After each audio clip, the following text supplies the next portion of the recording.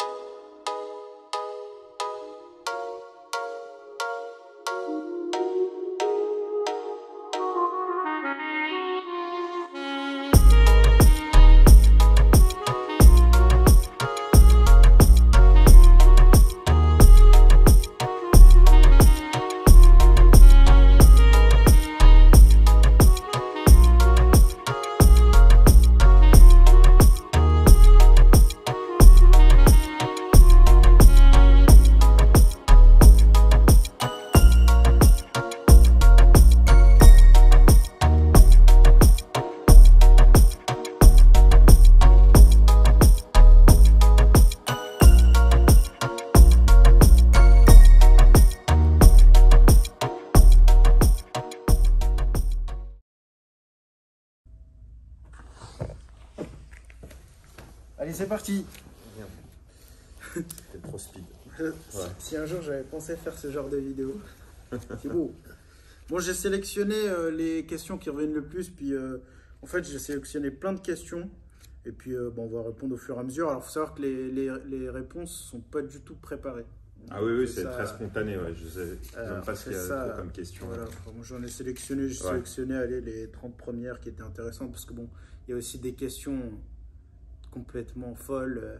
Vous avez touché combien le mois dernier? Frérot, je ne vais pas te montrer ma fiche de paie non plus, quoi. Voilà, on est transparent, mais bon. On est transparent au point de vous dire la valeur de nos stocks, mais pas à ce point-là, quoi. Ouais, il y a des limites à tout. Alors, bon, on va commencer par le commencement. Vous avez quel âge? Moi, j'ai 25 ans et puis la semaine prochaine, j'ai 26. Le 26 février, c'est beau. Moi, j'ai 39. 39. Toi, tu es du mois de septembre, Isma? Non? Novembre. Donc voilà.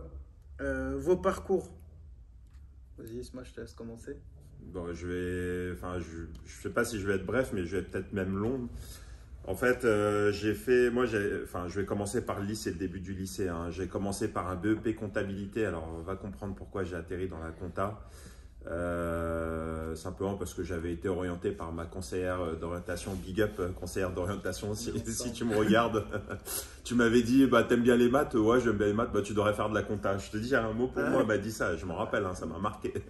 Et après, quand j'ai atterri dans la compta, j'ai dit, bon, bah c'est bien, mais non, c'est pas ce que je cherche. Et au final, je suis orienté sur de la vente. Donc mon BEP, je l'avais terminé correctement, etc. J'avais demandé une première d'adaptation qui avait été acceptée. Donc j'ai fait première et terminale sciences technologiques tertiaires, je crois que ça s'appelait comme ça. Ça c'est tellement vieux, je me rappelle plus, mais c'était un bac en tout cas secondaire, c'était pas commerce. Ensuite j'ai fait un BTS force de vente. Big up à mes copains de lycée, parce que je sais qu'il y en a qui regardent les vidéos encore, BTS, force de vente, avec un approfondissement automobile. C'était 3 heures hein, le cours d'automobile par semaine, mais pour nous c'était la priorité absolue parce qu'on parlait que de bagnole. En fait, il n'y avait que des passionnés de voiture dans ma classe. En grande majorité, hein, 85% je dirais facilement, n'étaient pas là par hasard, vraiment parce qu'ils avaient la passion de l'automobile. Donc BTS, force de vente, que j'ai eu en 2003. 2003, bah, j'ai commencé à travailler chez Opel en tant que commercial. J'ai eu une petite escale chez Volkswagen en 2007. Je suis revenu en 2008 chez Opel dans mon poste de départ. Donc, je me suis là fortifié. J'ai appris pas mal en espace d'1 an chez Volkswagen dans le domaine de l'occasion. C'est là où je me suis vraiment orienté. Et quand je suis revenu travailler chez Opel, donc en 2008 jusqu'à 2013, donc j'avais 10 ans de boîte. Et à un moment donné, bah, je me suis dit, il serait peut-être temps de passer à autre chose. Et l'étape suivante, donc c'est que j'ai créé Vends mon auto. Le lancement de Vends mon auto 2013, j'étais tout seul. C'était fin 2013, hein, donc on va dire 2014, je l'ai passé à peu près tout seul. Et 2015, Riyad m'a rejoint, donc j'avais pris au départ en contrat d'apprentissage. Après, il a eu sa promotion, donc il est passé vendeur. De vendeur, il est passé à chef des ventes quand on a commencé à embaucher des vendeurs. Et puis voilà, aujourd'hui, on en est à peu près là. Voilà mon parcours pour moi. Vas-y, voilà. Riyad, à ton tour. Donc moi, faut savoir que je détestais l'école. Alors, faut pas me prendre pour exemple, hein, je sais que c'est pas bien, mais je détestais l'école. Ça veut dire si je pouvais éviter de faire les devoirs ou autre, enfin, j'esquivais. Mais bon, heureusement que j'avais mes parents qui étaient derrière moi et qui m'ont poussé. D'ailleurs, je les remercie parce que au final, je me rends compte que c'était vraiment une connerie de ne pas prendre l'école au sérieux. Du coup, j'ai fait le collège normal. Ensuite, j'ai fait un bac pro SEN, système électronique et numérique, parce que je savais pas trop où m'orienter. Pourtant, je savais que j'étais passionné par l'automobile. Je savais que j'allais finir par travailler dans l'automobile, mais comme un con, moi, je suis parti faire un bac pro dans l'informatique, tu vois. Donc, chose que j'ai détestée. D'ailleurs, on faisait des stages, et puis les stages, moi, je demandais à les faire dans l'automobile. Chose qui avait rien à voir avec l'informatique. Ensuite, j'ai eu le bac pro SEN. Ensuite, j'ai fait un BTS en alternance, du coup, avec ISMA en 2015. Donc, c'était 2 ans d'alternance. Et au final, que j'ai pas eu parce que je m'en foutais vraiment. Et d'ailleurs, ISMA, il a été convoqué à plusieurs reprises à mon école parce que j'avais des absences. Et ISMA, il me disait, mais pourquoi t'es venu ce jour-là? T'avais école. Moi, j'allais bosser avec Isma tous les mercredis, alors que j'étais censé aller à l'école. Et je lui disais, non, faut que je vienne travailler. Et tout est écrit dans le planning, alors que pas du tout. Donc voilà, puis ensuite, à temps plein avec Isma jusqu'aujourd'hui. Voilà pour faire court. Et puis entre-temps, j'ai travaillé dès l'âge de 16 ans. Je travaillais un livreur pizza, livreur chinois. Enfin, moi, je voulais bosser direct pour avoir mon indépendance financière, entre guillemets. Et puis voilà. Toi aussi, tu as travaillé un moment livreur ouais, Super U, un truc comme ça. Quand j'étais en BTS, pendant 2 ans, j'ai fait livreur chez Franprix. Franprix, ouais. Voilà, livreur chez Franprix. Des petits boulots comme ça. Rue Monge, dans le 5e à Paris. C'était un délire parce que j'avais ma blouse Franprix rouge qui ressemblait à rien du tout. Ouais. J'avais une dégaine qui ressemblait strictement à rien. J'étais là avec mon caddie avec plein de trucs dedans parce qu'il y avait plusieurs livraisons. Il n'y avait pas qu'une. Ouais, parce que j'allais pas. En fait, il y avait un camion de service, mais c'était un autre livreur qui l'utilisait pour des trajets un peu plus importants. Moi, j'étais vraiment de proximité, les rues qui étaient autour. Donc, autour de rue Monge à Paris, toutes les petites rues, je les connais par cœur. Je les connais encore aujourd'hui. D'ailleurs, la rue Mouffetard, qui est une super rue où il y avait vraiment du mouvement à l'époque, avant le confinement, parce que tout ça malheureusement évolué. Et bon, j'espère qu'un jour ça reprendra voilà, la vie d'avant, parce que c'était vraiment sympa de se balader aux alentours, etc. C'était vraiment pas mal, c'était une bonne expérience pendant 2 ans qui m'a permis effectivement d'avoir un petit peu d'argent de poche, de payer ma première voiture à l'époque. Et puis voilà, d'avoir aussi, pas comme toi, son indépendance financière. C'est important. Ouais. Vos premières voitures? Vas-y, moi j'ai une Super 5 GTX, j'en ai déjà parlé. Alors, moi je me suis fait la main avec un partenaire Ushuaïa. Il était vert? Non, il était bleu très clair ciel avec les autocollants Ushuaïa sur le côté. Et l'intérieur il était de la même couleur? Ouais, bleu et noir. Et putain, on roulait trop bien cette voiture, je me suis fait la main. Putain, je conduisais comme un fou avec cette voiture, mais bon, on est là encore aujourd'hui. C'était une Elite 9D ou une HDI? Un HDI. Ah, bon, HDI. Ça va déjà, tu l'avais un peu plus moderne. Ouais. Un Elite 6 HDI, un truc comme ça. Elle marche, hein. Donc voilà, et après, 407 coupé. Première voiture sérieuse, entre guillemets, je kiffais la coupe de cette voiture. D'ailleurs, tu l'as connue, cette voiture, il y a 5 ans. Je la bichonnais et tout, je la nettoyais tout le temps. Parce qu'il faut savoir, au début, quand je commençais à travailler avec Isma, je passais ma vie à faire du Karcher. Toutes les voitures qui rentraient en stock, Karcher, visite Karcher, livraison Karcher. Du coup, de temps en temps, j'en profitais pour caler la petite 407 pour qu'elle soit toujours propre. Donc voilà pour nos premières voitures. Ensuite, les premières voitures que vous avez commencé à vendre chez Vend'Mon Auto. Isma, lui, il a commencé avant que je le rejoigne. Tu commençais à vendre quoi? Ouais, moi j'avais réussi à dégoter un lot chez Opel, donc j'avais pas mal d'Opel. J'ai une petite Opel Corsa, j'ai une Clio 1 litre 6, une Clio 2 1 litre 6, une Opel Astra, une Opel Agila. J'ai eu pas mal d'Opel parce que je sortais de chez Opel et j'étais en très bon contact avec mon ancien employeur, c'était ma patronne.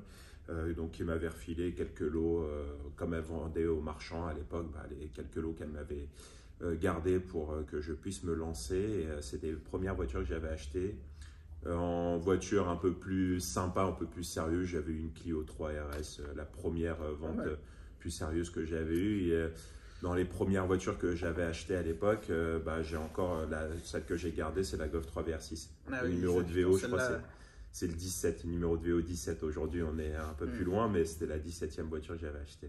Je t'ai rejoint, elle était là. Aujourd'hui, elle est toujours là. Ouais, donc tu vois, au final, c'est que toi, tu es arrivé pas longtemps après, que mon lancement. Quand je suis arrivé, on vendait beaucoup d'Opel. Tu faisais l'odeur là des Opel, je l'ai toujours. Zafira, Corsa. Après, on faisait beaucoup de des petites Golf 5, Golf 6, des petites 206. On avait eu beaucoup de petits prix à l'époque. On tournait avec une quinzaine, une vingtaine de voitures en stock. On était fiers déjà. C'est ça, c'est les petit à petit en fait. On commence à se faire nos preuves, renégocier, etc. et ainsi de suite. Donc voilà pour les premières voitures qu'on a commencé à vendre chez Vend'Mon Auto. Ensuite, une question qui revient très souvent, comment est-ce que vous avez connu Akram? Moi, je le suis depuis très très longtemps, depuis tous ses débuts sur Dailymotion. Puis quand je suis arrivé chez Vend'Mon Auto, je voulais énormément développer les réseaux sociaux, la communication, etc. Et puis du coup, j'avais créé tout ce qui était Instagram, Snapchat. Ismaël, lui, tu n'avais qu'un Facebook. Il n'y avait que Facebook pour Vend'Mon Auto. Et puis j'avais parlé d'Akram à Ismaël en disant que c'était un influenceur automobile. Regarde ce qu'il fait, c'est sympa, il a de super belles voitures et tout. Donc tu le connaissais pas, toi? Non, j'ai découvert Akram à travers Iyad. Tu as commencé à t'intéresser, puis tu lui avais envoyé un message pour filmer notre première, entre guillemets, supercar qu'on a eue. C'était une 360 Modena rouge. Elle était tellement ouf avec la boîte F1. Pour la filmer, parce que Akram commençait justement son concept de filmer les voitures des abonnés. Et du coup, on a été, d'ailleurs, la vidéo est toujours en ligne sur la chaîne d'Akram. On a bien changé, j'ai regardé la vidéo. Il y en a qui se moquent, c'est marrant, je vois des messages, c'est les débuts de Isma et Riri avec Akram, c'était marrant. Du coup, on l'a connu comme ça, on a fait cette vidéo, ensuite le courant était bien passé, vous avez refait la 205 GTI. Après, on avait fait la 205 GTI. Une vidéo qui avait bien marché sur sa chaîne à l'époque, maintenant elle fait beaucoup plus de vues, bien évidemment, mais elle avait bien marché aussi la 205. Et puis après, on s'était jamais réellement quitté de vue, on se prenait des nouvelles de temps en temps. De temps en temps, c'est ça. Jusqu'au jour où il est venu ici, puis on a sympathisé, puis on a commencé à lui vendre des voitures, on a acheté. Puis c'est surtout le feeling qui est très très bien passé entre nous trois qui fait qu'aujourd'hui, on est toujours en contact. C'est ça. Donc c'est surtout beaucoup amical que business.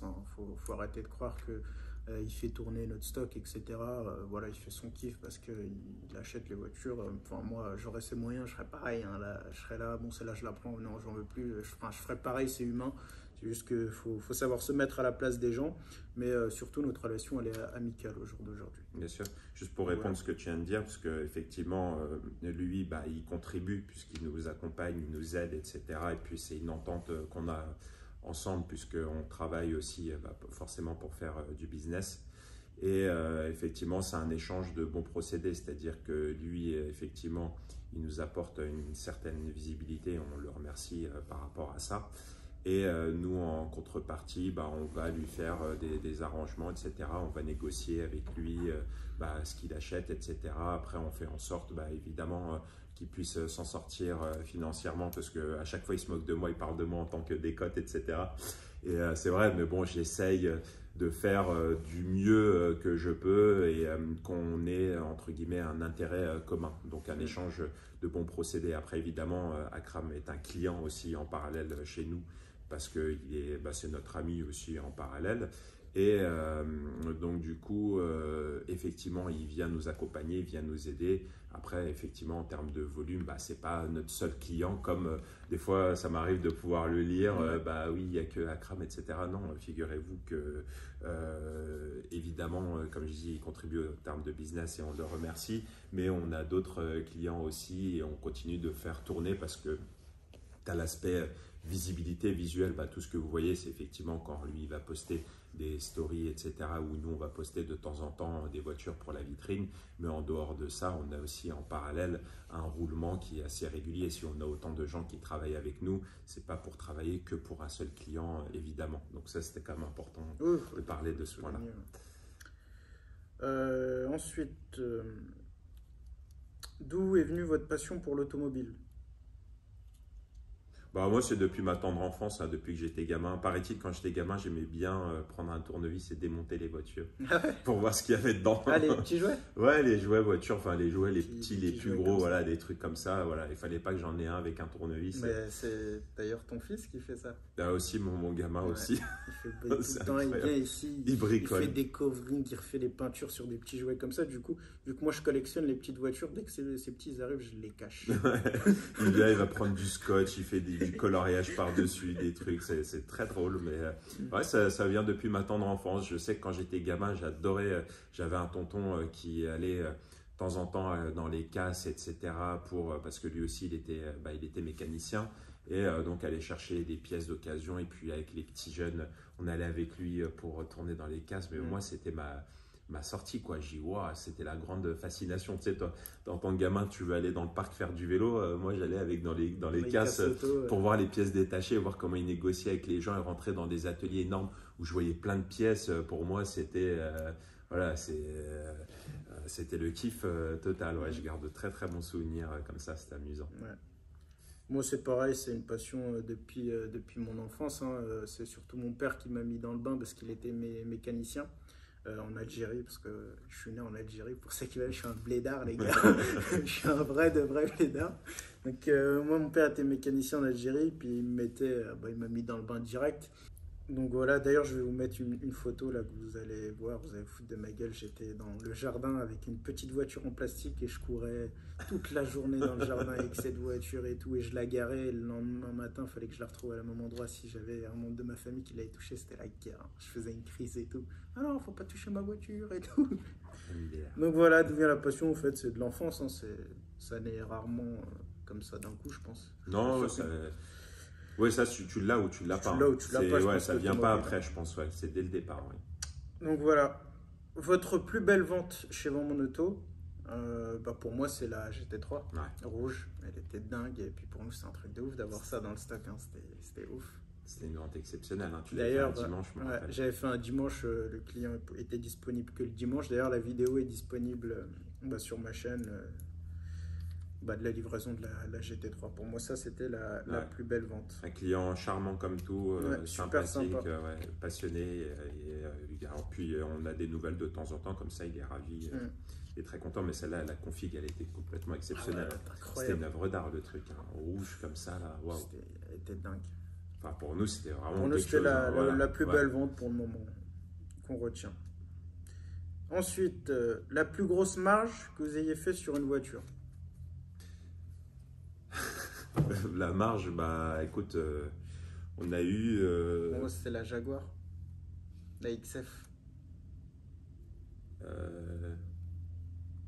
La Jaguar XF. Ouais, on a eu une Jaguar XF, on avait payé 29, on l'avait revendue 35. Ah oui, oui, oui, c'était une première main. En fait, on l'avait acheté chez notre fournisseur, cette voiture.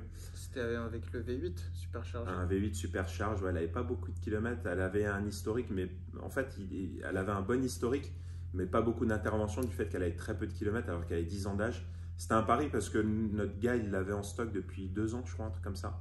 Il n'arrivait pas à la vendre. Le fournisseur, ouais, il n'a eu aucun acheteur dessus, puis nous, on s'est décidé à la prendre. Voilà, on regardait les annonces, c'était affiché entre 35 et 36. J'avais négocié. Il y en avait très peu aussi. Hein. Ouais, il y en avait très peu en vente, mais c'était un pari parce que tu achètes ça à 29. Ah bah, Je dis, bon, tu immobilises 29 000 euros, qu'est-ce que tu vas gagner? Bon, au pire, 30, 31. Et puis nous, on avait fiché ça 34,9, mais elle était vraiment très propre. Super propre. Et après, effectivement, on a réussi à la vendre, donc on a eu une marge correcte. Ouais, après, il faut déduire. Oui, hein, effectivement, évidemment, on a des frais annexes, révision, transport, des frais de remise en état quand il y en a, mais en fait, enfin, une grosse marge, oui, tu es content sur le coup, tu te dis, bon, ok, on a fait une super marge, mais on ne se prend pas non plus pour les rois du pétrole parce qu'on a fait une marge sur une voiture, parce qu'il faut savoir que ça compense sur toutes les galères qu'on a, parce qu'il ne faut pas croire, mais des fois, on arrive des fois à avoir effectivement, là, pour le coup, on a eu une très grosse marge sur celle-ci, mais il arrive parfois aussi, on perd beaucoup d'argent sur certaines voitures. Des fois, en général, les marges moyennes, il ne faut pas croire, mais tout frais déduit, si on arrive à tourner une moyenne entre 500 et 600 euros hors taxe par voiture vendue, je crois qu'on doit être à peu près à ça, mais quand tu viens déduire après tout ce qu'il y a, les frais généraux, etc., et de temps en temps, il arrive effectivement, on a du SAV, et c'est là où c'est compliqué, où notre métier à cette difficulté-là, c'est qu'effectivement, quand on vend des voitures, on les garantit. Et donc, quand on les garantit, que ça se passe bien, tant mieux, mais des fois, ça ne se passe pas bien, et là, on intervient. Et des fois, il arrive parfois où on va perdre beaucoup d'argent sur une voiture. Oui. Donc voilà, des fois on gagne, des fois on perd, c'est le jeu. Des fois, on gagne, des fois, on perd. Donc, jamais se réjouir quand on fait de très grosses marges. Voilà. Ensuite, bon, après, c'est des petites questions, on va pouvoir répondre assez rapidement. Attends, il y en a une qui était marrante, c'est... Êtes-vous marié? Marié? Oui, ah oui, oui, je suis marié et j'ai 3 enfants, oui. Moi, je suis pas marié, mais je suis en couple depuis 8 ans, donc c'est tout comme frérot. Carrément, on t'a demandé si t'étais marié. Bon, j'ai pris des petites questions comme ça, sympa, okay. Bon, histoire de jouer le jeu jusqu'au bout. Ton Youngtimer de rêve? Ah oui, ouais, M3 E30. M3 E30, alors moi je suis pas très Youngtimer, mais j'ai un rêve, j'espère le réaliser, c'est de réunir M6 V10, C63 AMG phase 1 V8 Atmo et RS4, tu sais la RS4 là, avec le V8, la vraie voiture du GoFast, le 4 litres 2. Hein? Réunir ces 3 voitures là, puis les collectionner, si un jour j'en ai les moyens, ça serait mon rêve. Bon, c'est pas des Youngtimers, mais bon, vous savez que je suis un GoFast. Comment vous avez commencé ça? On a déjà répondu. Alors BMW, Mercedes ou Audi? Moi je préfère BMW, j'ai une préférence pour BMW. Après, si je devais faire le top 3, donc d'abord BMW, après Mercedes et après Audi. Alors moi en top 3, je mets Audi, Mercedes, après BMW. Moi j'adore les AMG.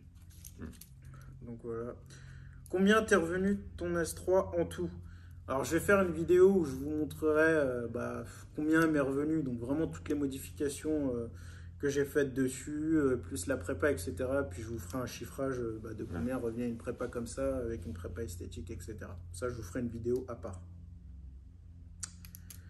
Votre voiture de rêve? J'en ai plusieurs, moi. Une, c'est compliqué. Hein. Si tu devais en choisir une. Ouais, peut-être une belle 991 GT2 RS, ouais. GT2, putain, ouais.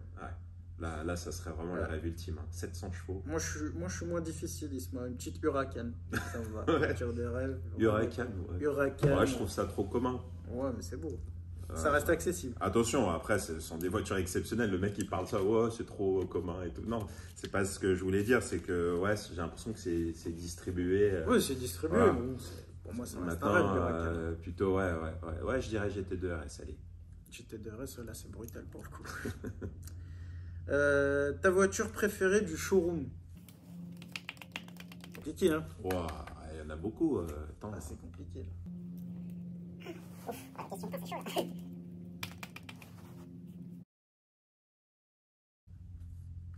Bon, moi, je dirais que j'ai ma préférence pour mon Taycan, forcément, parce que Ouais. là, je viens de l'acheter il n'y a pas très longtemps et franchement, je kiffe total dessus. J'avais lu un peu les commentaires quand on avait fait les vidéos dessus. Certains, ouais, Porsche électrique, ça se C'est pas marie une pas, vraie c'est pas Porsche. possible, ouais, c'est pas une vraie Porsche. Faut vraiment l'essayer, cette voiture. Ouais. Vous allez vite changer d'avis, moi, Bah je oui, vous le dis. Porsche à l'époque faisait aussi que des 911 et à un moment donné, ils se sont éparpillés, ils ont commencé à faire du Cayenne, ils l'ont fait en diesel, c'était boudé, pourtant ils s'en vendent encore. Ouais, le Macan. Le Macan, ils ont fait du Panamera, etc. C'est des voitures qui se vendent bien aujourd'hui, hein, qui ont bien permis aussi à Porsche de s'en sortir, auquel cas ça se cassait la gueule. Hein. C'est pour ça que ça a permis de continuer de faire vivre la passion et de continuer à distribuer de la 911 comme ils en font. C'est peut-être pas ce qu'ils vendent de plus actuellement, mais ça reste la voiture la plus mythique. Et tous les produits périphériques autour, c'est ce qui permet aussi de faire vivre une marque. Et l'enseigne a été intelligente, même si ça a été boudé ou que ça a fait jacter les puristes. Bon, je me dis qu'au final, ça reste un bon compromis. Moi, j'aime bien cette voiture. J'ai un bon feeling en tout cas avec cette voiture. Ouais. Moi, j'ai un penchant pour la M4 de Vacperf. Ouais. Elle est tellement agressive. Enfin, En fait, ce qui est moi, je choisirais la incroyable, M4 CS. c'est que la voiture, elle est très discrète quand tu fais le tour un peu et au final, elle est tellement exceptionnelle. Elle est monstrueuse. Donc là, actuellement, on stocke celle-ci. Alors, Rolex ou Audemars? Bon, la question, elle est vite répondue, hein, c'est Rolex. Hein. Rolex. Hein. Ouais. Peut-on essayer des véhicules chez Vends Mon Auto? Alors, ça, Isma, il gère pas trop les ventes, les clients, etc. Ça, c'est plus mon domaine. Et moi, je suis partisan pour pas faire essayer les véhicules aux clients. Alors, il y en a qui vont dire, attends, mais c'est complètement débile, on vient vous acheter une voiture à tant de milliers d'euros, on peut pas l'essayer. Alors, moi, je me mets à la place d'un acheteur. Imaginons, je rentre chez Vends Mon Auto, je viens pour voir justement la M4 CS, j'ai le budget pour l'acheter, je veux l'acheter.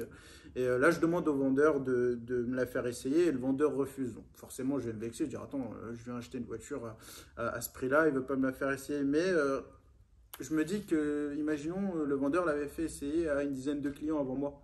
Bah, ça me ferait vraiment chier d'acheter une voiture à ce prix-là qui a été essayée par 10 personnes avant moi. Donc maintenant, on fait essayer les voitures aux clients une fois qu'on les a sondées, qu'on les a mis entre guillemets dans un casier où ils sont réellement acheteurs et qu'ils ont les finances possibles et qu'ils ont, etc., les moyens de l'acheter et que ça va aller au bout. Là, à partir de ce moment-là, on l'a fait essayer une fois qu'on a un bon de commande signé, etc. Parce que souvent, les gens le prennent mal quand on leur dit que les véhicules, on ne peut pas les faire essayer. Voilà, moi, je justifie ça de cette manière. Je trouve que faire essayer des voitures de ce prestige-là au premier venu, parce qu'il m'a passé un coup de téléphone en me disant je suis intéressé, je viens la voir demain, est-ce que je peux l'essayer? Non, sinon au final, on passe notre temps à faire essayer les voitures sont tout le temps en train de tourner et c'est pas l'image qu'on a envie de donner. Je sais pas ce que tu en penses. Si, et puis surtout pour une question d'assurance aussi, parce qu'il faut savoir qu'il faut justifier aussi les prêts, donc quand on a un bon de commande signé, etc. S'il y avait un pépin sur la route, on peut dire effectivement on est sorti avec le client pour faire essayer, parce qu'il faut savoir que les voitures qui sont destinées à la vente, c'est pas des voitures qui sont censées circuler sur la route par les clients, etc. Nous, évidemment, on va prendre nos voitures de temps en temps et les utiliser soit pour les ramener, soit pour du convoi, soit pour les déposer chez le carrossier ou le préparateur pour la mécanique, etc. Ou un soir, on va devoir rentrer avec la voiture pour vérifier que tout est OK, parce qu'on fait des check-up avec les voitures. On est obligé d'essayer toutes les voitures qu'on vend de manière à ce que tout fonctionne bien. En fait, des fois, et puis on ne lit pas dans une boule de cristal, on ne peut pas deviner s'il peut avoir des pannes éventuelles ou pas, mais le fait de rouler, de parcourir quelques kilomètres avec, permet de voir effectivement s'il y a des choses à revoir avant de décider de mettre les voitures en vente. Donc pour une question d'assurance, et puis j'ai une anecdote aussi par rapport aux essais, il faut savoir que nos voisins, il n'y a pas très longtemps de ça, ils ont fait essayer une voiture à un client. Et le client, il a descendu le vendeur et il s'est barré avec la voiture. Ouais. C'est incroyable. La voiture, ils ne l'ont jamais retrouvée. Non, mais c'est un truc de fou. Donc, à un moment donné, évidemment, nous, on est obligé de prendre toutes les garanties possibles, imaginables. Et puis, moi, le premier, je dis toujours à mes collaborateurs, attention, sondez bien les clients. Le client qui vient, et on s'est pris un avis sur Google d'ailleurs à cause de ça. Enfin, un client, il vient, il débarque, il dit, ouais, 7993, je veux l'essayer. Bah attends, t'es qui? Tu viens d'où? Qu'est-ce que tu veux? Est-ce que c'est quoi ton intention réelle d'achat? On est obligé de passer par une phase où on va commencer à poser des questions. Et quand on voit effectivement que le gars, ça va un peu dans tous les sens et que lui-même, il ne sait pas ce qu'il veut, je dis, écoutez, non, on ne peut pas faire essayer la voiture comme ça. Et l'autre, oui, machin, je suis venu, moi, je voulais acheter la Porsche, machin. Je vais acheter la Porsche ou la Clio à 6 000 euros, je m'en fous. À partir du moment où tu es client chez moi, que tu dépenses de l'argent chez moi, je te traite de la même manière. Tu achètes une Porsche, une Clio, je m'en cogne. Maintenant, oui, on ne va pas faire essayer la voiture à celui qui vient comme ça devant la porte et dire, tiens, je vais essayer celle-là, après je vais essayer l'autre, et machin. Donc, on essaye de cadrer tout ça et de faire très attention à ce qu'on fait et sonder un minimum nos clients, qui sont acheteurs ou pas. Après, il peut arriver effectivement que le client va essayer la voiture et qu'au final, elle ne va pas lui convenir pour X raisons et qu'il ne va pas l'acheter. Mais en général, oui, c'est plus, on va dire, pour déclencher une vente, on va réellement faire essayer la voiture. Donc, c'est après avoir posé quand même un bon nombre de questions où on décide de faire sortir les voitures. Pour le côté pratique, pour gagner du temps, soit pour nous, pour nos clients, pour tout le monde finalement. Donc voilà. Allez vous faire un espace moto. Et pour la question par rapport aux motos, effectivement, on aura toujours probablement un petit stock de motos à proposer à nos clients, mais ça sera vraiment du saisonnier. Voilà. Bon voilà la famille, j'espère que cette vidéo vous aura plu et que ce concept vous plaît. Si ça vous plaît, dites-le moi dans les commentaires. Si je voulais que j'en fasse avec Akram par exemple, ou d'autres personnes, n'hésitez pas à me le dire. En tout cas, merci d'avoir regardé la vidéo. Je vous dis à une prochaine. Ciao.